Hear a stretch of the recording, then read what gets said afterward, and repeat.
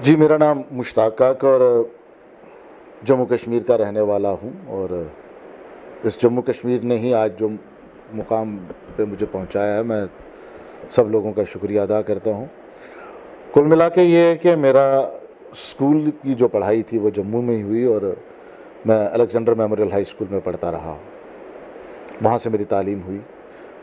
अज़ीज़ William साहब तब वहाँ पे प्रिंसिपल थे और बड़े हेल्पफुल थे। मेरी पढ़ाई में उनकी बहुत वो रही है, उन्होंने बहुत मेरी मदद की है पढ़ाई में।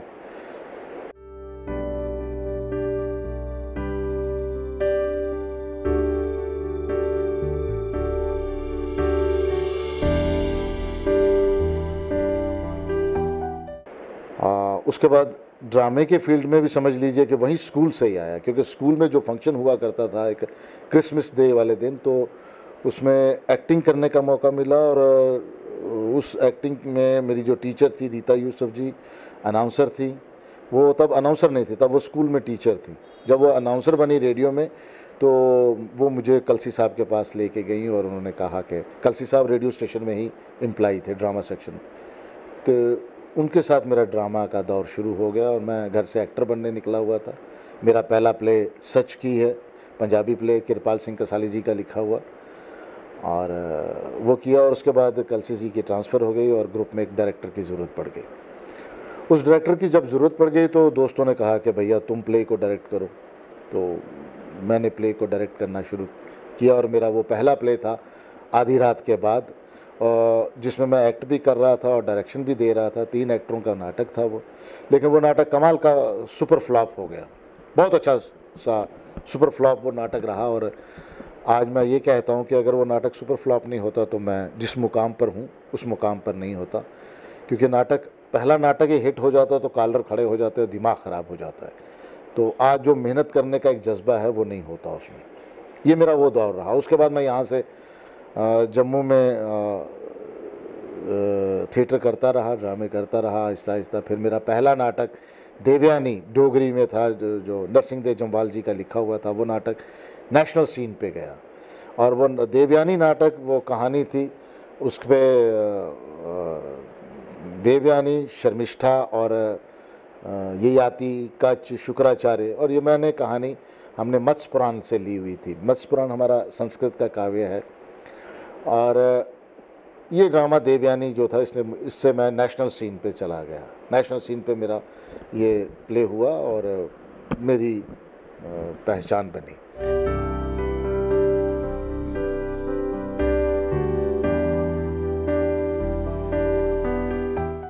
उसके बाद मैंने डॉक्टर धर्मवीर भारती जी का एक नावल था सूरज का सातवां घोड़ा, उसको मरक्खे में टाइटल से डोगरी में किया और उसके बाद रविंद्रनाथ टैगोर के नाटक थे उनको डोगरी में किया, शेक्सपियर को डोगरी में किया। उसके अलावा उसके बाद मैं सीधा चला गया, आपने क्या उसको कहते हैं, Delhi Shriram centre for performing art में एज ए डायरेक्टर के तौर पे रहा। Shriram centre for performing art Delhi में एक ऐसा इंस्टीट्यूशन है जिसमें 2 साल का एक्टिंग कोर्स है, एक फुल फ्लेज रेपेटरी कंपनी है और बच्चों का वहाँ कैंप लगता है। और वहाँ पर मुझे प्रोफेशनल एक्टर के साथ, जो कि अलग अलग इंस्टीट्यूशन से ट्रेंड होके आए हुए थे, उनके साथ काम करने का मौका मिला। और वह दौर, मेरा दिल्ली का दौर जो था वो बहुत बढ़िया, जिसे हम ये कहें कि गोल्डन एरा, वर्ल्ड क्लासिक्स मैंने वहाँ पे किए, वर्ल्ड क्लासिक्स लिटरेचर मैंने वहाँ पे किया। मैक्सिमम मैंने कोई 35 से 40 नाटक जो है वो 10 साल के वक्फे में दिल्ली में किए। जम्मू में तो मैं करता ही रहा। दिल्ली के काम करने के बाद फिर मैं थोड़ी फिल्म इंडस्ट्री की तरफ रुख हो गया, मैं जम्मू वापस आ गया। जम्मू आके मैंने अपना फिर से काम शुरू किया यहाँ पे। तब कल्चरल एकेडमी में डॉक्टर रफ़ीक मसूदी थे जो कल्चरल एकेडमी के सचिव थे, तो उन्होंने मुझे कहा कि आओ यार जम्मू में भी कुछ काम करो। तो एक वर्कशॉप यहाँ की गई नेशनल स्कूल ऑफ ड्रामा और J&K कल्चरल एकेडमी के इन कोलैबोरेशन के साथ। उसमें मैंने 3 ड्रामे किए। मैकबेथ ड्रामा जो था वो डोगरी में किया और शिव मेहता जी ने उसका वो डोगरीकरण किया। लड़कियों ने, खाली लड़कियां को लेके टोबा टेक सिंह कहानी थी मंटो की, वो की। एक और मीराकांत जी का नाटक था अंत हाजिर हो, वो किया। तो उस वर्कशॉप में 3 नाटक हुए और काफ़ी अच्छे सराहे गए नाटक। एक थिएटर का नया आयाम शुरू हुआ, एक नया तरीका शुरू हुआ, एक नई मूवमेंट शुरू हुई। उसके बाद फिर मैं फिल्म लाइन्स में चला गया।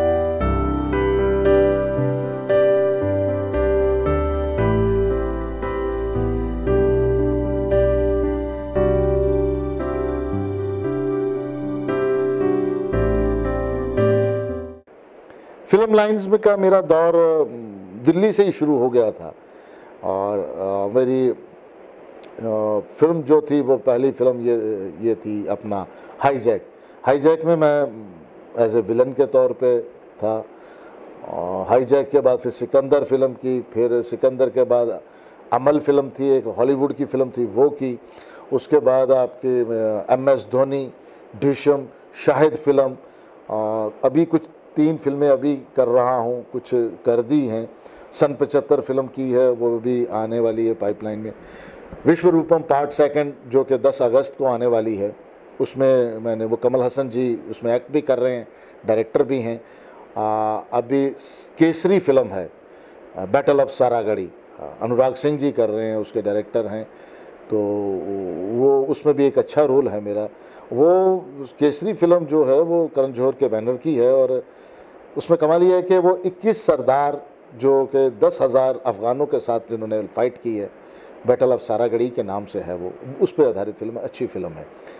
अभी एक फ़िल्म और कर रहा हूँ, रोमियो अकबर वाल्टर, जिसके डायरेक्टर हैं बॉबी अग्रवाल, रोबिन। तो वो भी एक अच्छी फिल्म है, सस्पेंस थ्रिलर है और 1-2 फिल्मों पे अभी बात चल रही है, वो भी मैच्योर हो जाएंगी। लेकिन कुल मिला के हम आर्ट की बात अगर करें, अपने जम्मू कश्मीर के आर्ट को लेके, आर्ट कल्चर और लैंग्वेज को लेके, तो उसके मामले में कुछ मुझे निराशा भी रही है, मुझे अफसोस भी रहता है। मैं बार बार जिक्र करता हूँ कि हमारे यहाँ इतनी यूनिवर्सिटीज़ खुल गई हैं, लेकिन किसी भी यूनिवर्सिटी में परफॉर्मिंग आर्ट का डिपार्टमेंट ही नहीं है, ड्रामा डिपार्टमेंट नहीं है।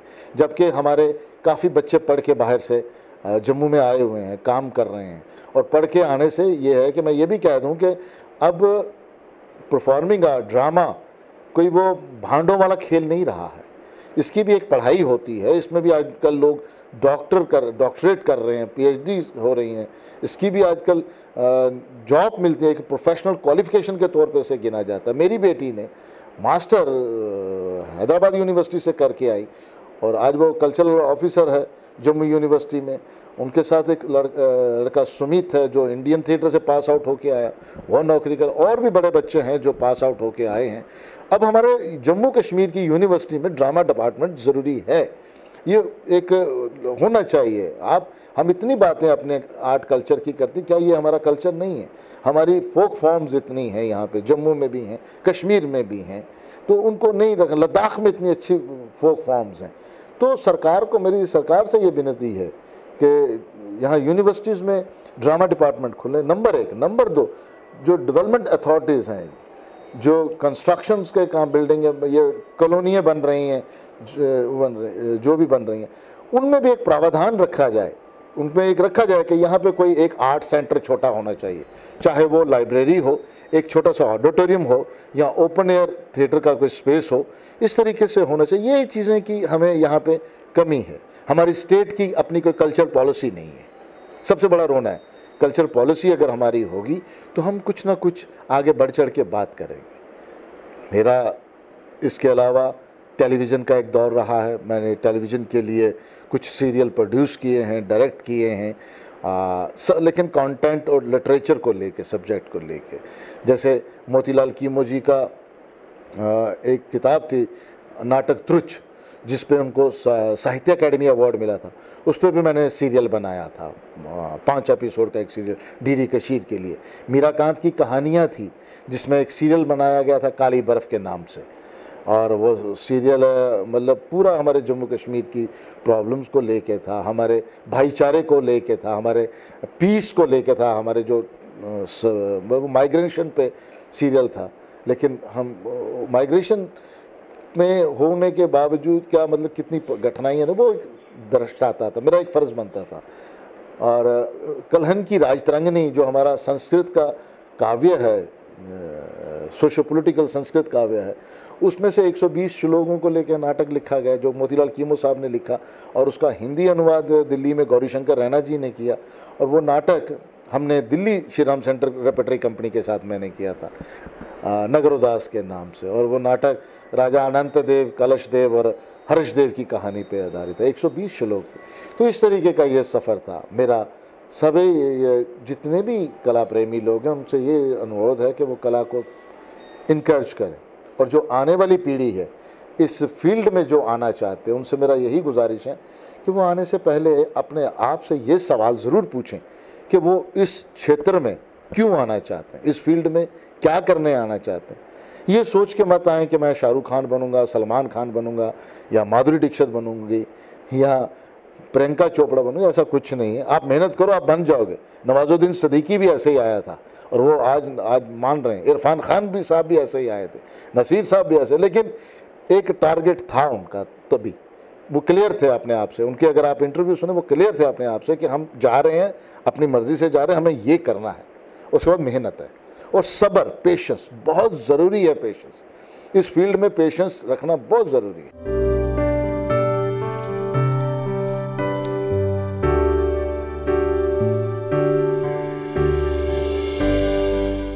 बस किस्से किस्से रह गए हैं जी, अब किस्सों को ठीक है, बड़े किस्से हैं, ज़िंदगी के उतार चढ़ाव के किस्से हैं, इस फील्ड के किस्से हैं। एक मैंने बता दिया वो किस्सा सुपर फ्लॉप वाला। नहीं, वो सर आपने ऑफिस का किस्सा बता दीजिए, जिस तरह आप मतलब जाया करते थे ऑफिस से निकल कर, किस तरह सस्पेंड हुआ?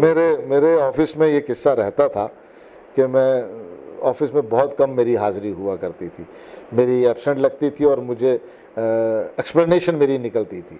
मुझे सस्पेंड भी किया जाता था, 3-3, 4-4 महीने में रहता था। उसके बाद जाता था, फिर तनख्वाह मिल जाती थी, लेकिन उसकी वजह और कोई वजह नहीं होती थी। मेरी वजह यही होती थी कि मैं वहाँ से निकल के ड्रामे करने भाग गया होता था, रिहर्सल करनी होती थी, या बाहर शोज़ होते थे वो करने। लेकिन उस दौरान बहुत अच्छे ऑफिसर भी मेरे रहे हैं, मैं उनको भी नहीं भूल सकता।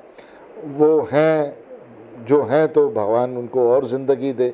अगर वो सुन रहे हैं, देख रहे हैं, तो वो ज़रूर। कई ऑफिसर तो इतने खुश होते थे अखबार में मेरी फ़ोटो देख के, वो कहते थे कि नहीं यार, ये हमारे लिए गर्व की बात है, इसकी ये कलाकार है, इसको प्यार करो, इसको इज़्ज़त करनी चाहिए इसकी, यार ये इसको तंग मत करो। तो बहुत सपोर्टिव ऑफिसर रहे हैं। उनसे मैं कहता था मुझे जाना है, 10 दिन का टूर है मेरा, मुझे जाना है, तो वो मुझे सपोर्ट करते थे। बहुत कम ऑफिसर ऐसे रहे जिन्होंने प्रॉब्लम्स भी की, ऑफिसर्स ने करते थे, लेकिन मेरी हट दर्मी में बड़ा रहा हूँ, एकदम जोशीला रहा, मैं निकल आता था। लेकिन लास्ट में मुझे फिर नौकरी छोड़नी पड़ी, मैं नौकरी छोड़ दी। सर बात करें जब आपकी पे बंद हुआ करती थी तो किस तरह आपको पे दिए जाती थी, किस तरह वो मैनेज होता था? बस यार, वो ऊपर वाला कुछ कर देते थे, बस वो उस ऊपर वाले को तो नहीं ना भूला जा, वो कुछ ना कुछ कर देते थे, कहीं ना कहीं से कुछ दोस्त मदद कर देते थे, कुछ इस तरीके से हो जाता था। मैं ये नहीं भूल सकता, मैं अपने दोस्तों को भी नहीं भूल सकता। मैंने आज जितना भी मैं जिस मुकाम पे हूँ, मेरे सीनियर एक्टर्स, जम्मू कश्मीर के जो सीनियर एक्टर्स हैं, उनका बहुत सपोर्ट रहा है मेरे को, उनकी बहुत सपोर्ट रहा है। मैं आज भी उनका आदर करता हूँ, उनकी इज़्ज़त करता हूँ। मेरे सीनियर है, बेशक वो मेरी डायरेक्शन में काम करते हैं या कर रहे हैं कुछ दोस्त, तो लेकिन मैं उनकी इज़्ज़त करता हूँ, उनका सम्मान करता हूँ, ये मेरा फ़र्ज़ है।